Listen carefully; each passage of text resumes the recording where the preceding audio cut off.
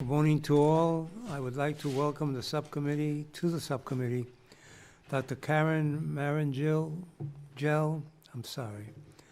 Assistant Director of the National Science Foundation for Education and Human Resources, and Michael Kincaid, Associate Administrator for STEM Engagement at NASA.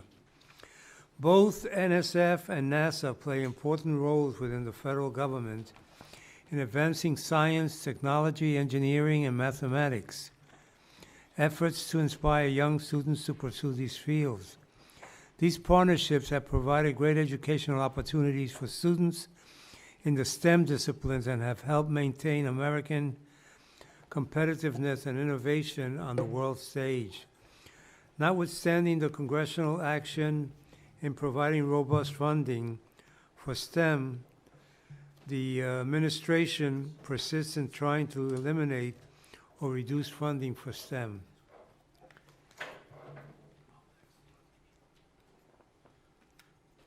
I'll get these papers ready to roll. For STEM programs both in NASA and NSF, respectively, since January 2017, there has been a consistent effort to undermine the federal agencies that make the United States the world leader in science and technology.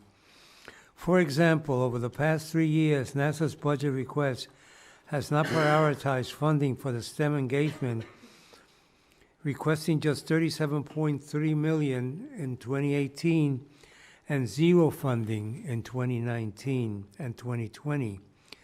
This committee has rejected these proposals and has instead provided healthy levels of funding for popular and effective programs such as the Space Grant Program, EPSCoR, and MUREP, and I hope I'm pronouncing that right.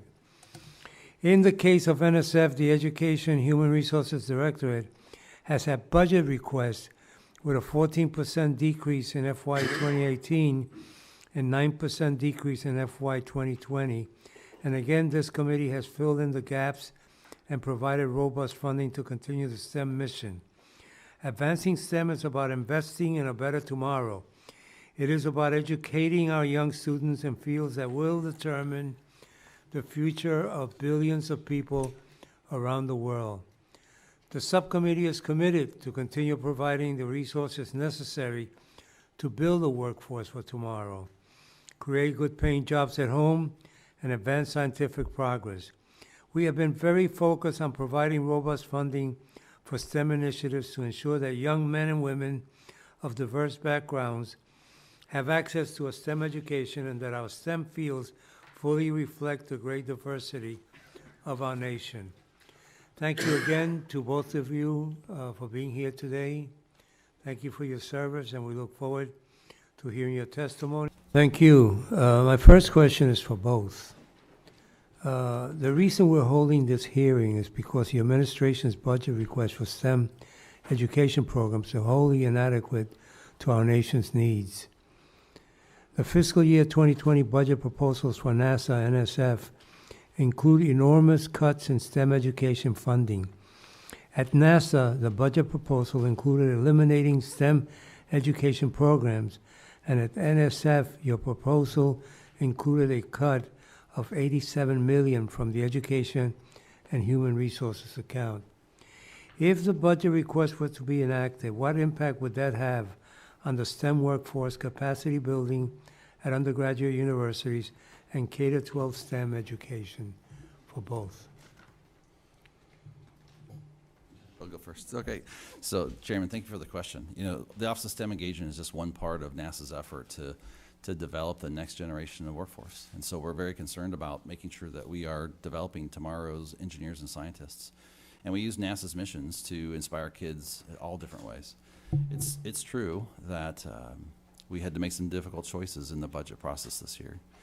But we do understand and fully appreciate that Congress has a very strong opinion about these programs, and we make it a priority to implement that to the best of our ability.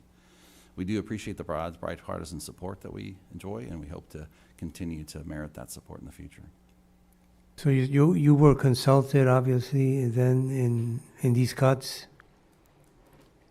I was aware of in reaching these cuts, or you were aware? I was aware of the cuts. So just the administrator in that case was consulted? Or it was just sent down the way it usually happens? I'm the associate administrator for STEM engagement. It's my job to implement the work that you guys give us and the appropriations. You know, we're set up to implement the funds that you will choose to appropriate for us. Well said. Thank you. At NSF, similar to NASA, a reduction in our budget and in EHR will result in fewer awards that we'll be able to make, fewer innovations that we'll be able to fund, fewer discoveries that we'll be able to make. That said, with the generous fiscal year 19 budget that we were given, I'm very pleased at how responsibly we were able to allocate those funds and the number of projects that we were able to fund. For instance, we were able to add an alliance project in our NSF Includes network this year, based at the University of Pittsburgh, which is tackling a really interesting problem where we have increased the number of pre-college programs, especially for inner city minority youth, who take part in those programs, are successful and become interested in STEM. But then we've realized that when they go to gain admission to colleges in their localities, they're having trouble gaining college admission. So University of Pittsburgh recognized this problem and has now developed a national network to figure out how to credential pre-college programs and overcome this barrier so that we can keep those kids on track to achieving their STEM dreams. It's projects like these that, with whatever budget money we receive, we're going to be able to continue to do this work. We'll be able to do less of it with a lower budget. Let me, as a follow-up, ask, is this simply a budget gimmick? Does NASA and NSF leadership expect the committee to backfill these major gaps each year? I'm not sure that I can answer on behalf of NASA leadership. You know, we're here to talk to you about the work that we do and the... Well, we can answer from our side. I mean, the reason you alluded to a generous increase is because this chairman and Mr. Idaho and our leadership agree in helping NASA and NSF, especially in the STEM field. And we would like to see every so often you folks initiating the asking rather than us filling the holes that have been left by some other people. But we know how things happen around here. Just know that on this side of the room, you have people that want to help, but we need help over there also in making the case why you need the money we're giving you, because these days, and I'm not trying to be political at this hearing, but Mr. Idaho knows that I don't do that.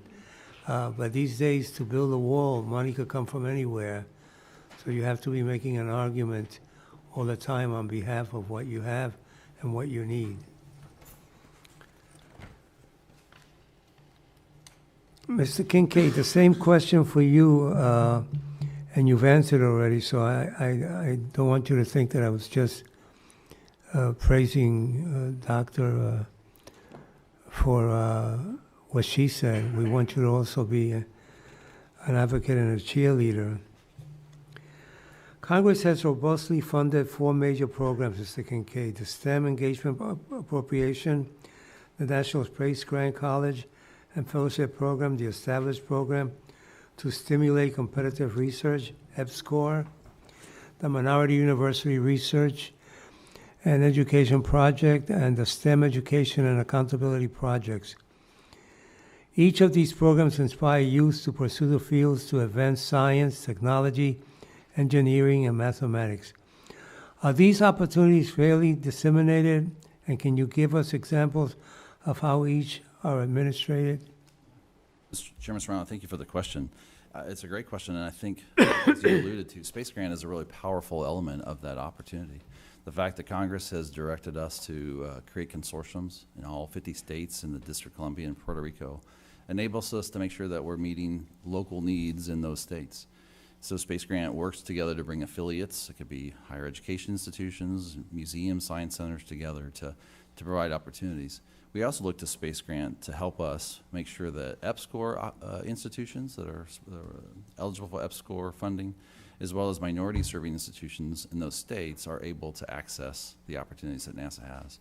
So we do put a premium on making sure that we're reaching all segments of our community, because we really do, in order, as Karen and I both talked about, wanting to improve the diversity of this future. Doctor, let me give you a follow-up question before I turn to Mr. Idaho.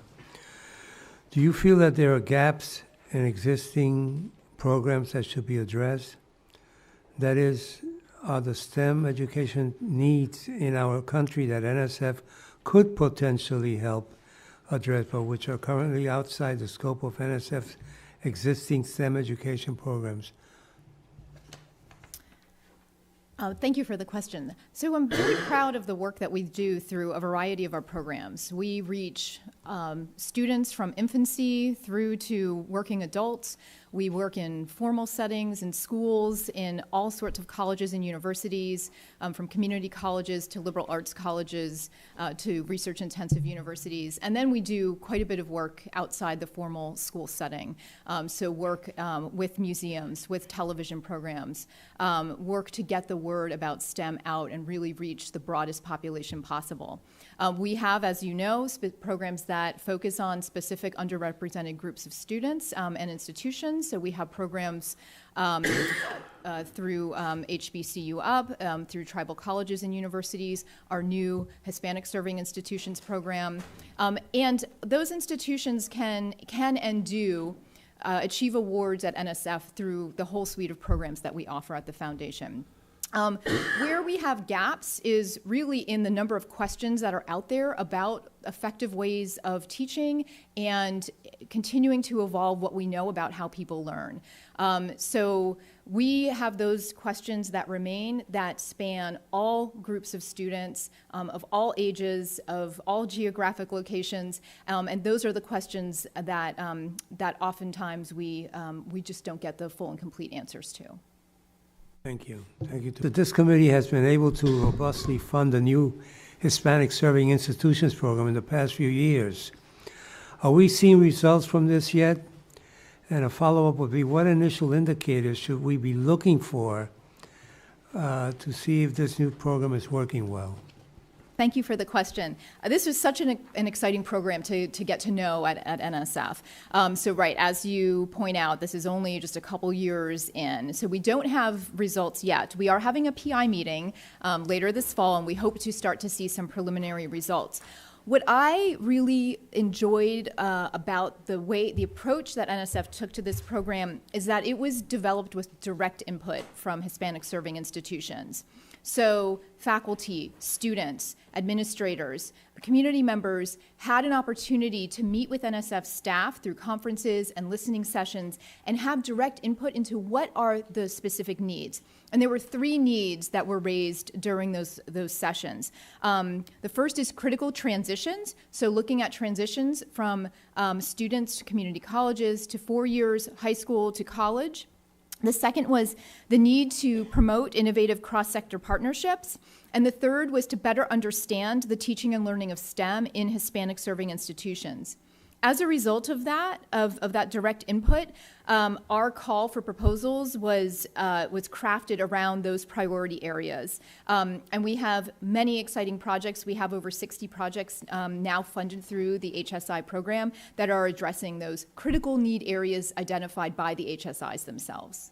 How many schools did you say we had? We have around 60 projects. We can get you the exact number. 60? Yes, 60. I'd like to see that. That would be good. Mr. Kincaid, a 2016 film entitled Hidden Figures details the struggles of 3 African-American women in Hampton, Virginia, who were mathematicians and engineers critical to the Apollo missions. Their unit was segregated by race and sex and suffered from the discrimination that accompanied such segregation. Additionally, a former colleague of ours, Congresswoman Louise Slaughter, may she rest in peace, was a microbiologist and often told the story that her first job after receiving her master's degree was to sell soap for Procter & Gamble rather than practice her skill. Could you describe efforts within the NASA STEM program to address opportunities for women and minorities? Thanks again, Chairman, for the question. You know, that movie was a powerful one, and it was fun to take my 11-year-old daughter, she's, I guess, 8 at the time, to go see the role NASA played. While it was a difficult time in our country, I think NASA played an important role for her for those engineers to really make a contribution to NASA's space program. And I think that's true today. I think NASA continues to be able to provide role models, whether that's astronauts in space, on space station, or whether it's our administrator, like say, the first woman to step foot on the surface of the moon. I think these are powerful images that can really truly shape the way that kids see themselves growing up. I think we provided a number of resources opportunities. I briefly mentioned that of the 8,000 interns this last year, 40% were women and 30% came from a underserved or background. I think NASA can continue to make a difference there. When I think about some of the programs we have with MUREP, Minority University Research Program, we recently awarded 8 institutions as part of our MURA award. It's a Minority Institution Research Opportunity. How do we make sure that we can help minority-serving institutions across the country have access to NASA's work? One of those was in Puerto Rico. So it's a great opportunity, I think, to be able to connect people throughout the country, not just at NASA centers, with the work that NASA does. And as everyone knows already, and before I have an interest in what's happening at the territories, are there unique challenges to reaching STEM students in the territories, and what programs have been shown to be most effective in reaching these populations? And you know, when we say reaching the territories, some people may think that that's an improper question, but you don't have to comment on this. We had a situation where people were told that the reason Puerto Rico could not be helped right away was because it was an island surrounded by water in the middle of the ocean. And I sarcastically or profoundly suggested that the same way it was invaded by the military in 1898, we could probably find a way to get there during a hurricane. But we're still waiting for the response. But how about reaching to the territories? I think it's an important question, and we highlighted a couple of things already that I'd probably draw your attention to. One is one of our space grant consortiums is in Puerto Rico, and making sure that we can help them. I would also say that what we partnered in our new solicitation is further strengthen the role we play for the Virgin Islands and Guam by partnering them with Hawaii and South Carolina, respectively. And so being able to provide that information to students in those areas is important. The Technology Roadshow that I briefly talked about, where we go out on the road, the next one happens to be in Puerto Rico. So I think there's opportunities for us to take our content and go wherever that might be, whether it's in Puerto Rico or Wyoming, wherever that might be. We need to be at places that may not otherwise find NASA content. Thanks for the question. And similarly for NSF, I described some of the outreach that we have done with the Pacific Islands.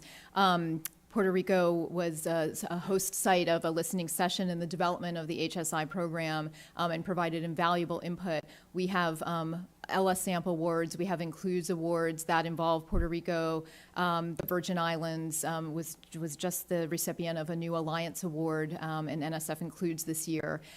So we take very seriously the outreach to the territories and ensuring that people there have access to NSF, that they understand that NSF is approachable and supportive of the work that goes on, and we're constantly looking to update our outreach activities. Well, we appreciate that, and we hope you continue to focus on that as you focus on all the states and the territories.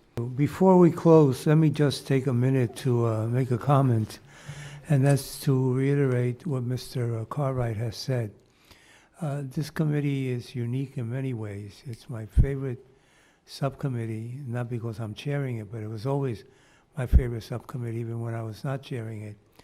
And past Republican chairmanships have seen the same way we see STEM education and the growth of education within what your agencies do.